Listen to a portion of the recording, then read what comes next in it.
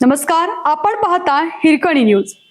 Hirkani news प्रत्येक क्षण ताज्या घडामोडी आणि महत्त्वाच्या प्रत्येक बातमीसाठी नेहमी तत्पर.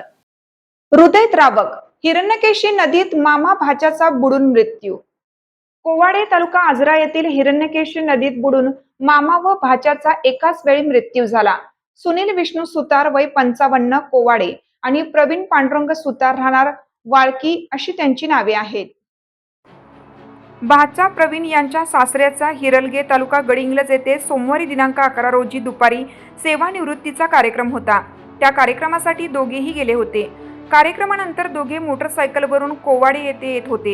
हिरलगे व कोवाडच्या मध्ये हिरण्यकेशी नदी असल्याने मोटरसायकल लावून दोघे नदीतून चालत कोवाडच्या दिशेने जात होते. यावेळी चालत असताना एक जण पाय घसरून पडला.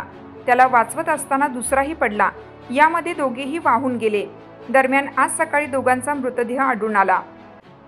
आपल्या हिरकणी न्यूज चॅनलला लाईक करा, शेअर करा आणि सबस्क्राईब करायला विसरू नका आणि रहा अपडेट.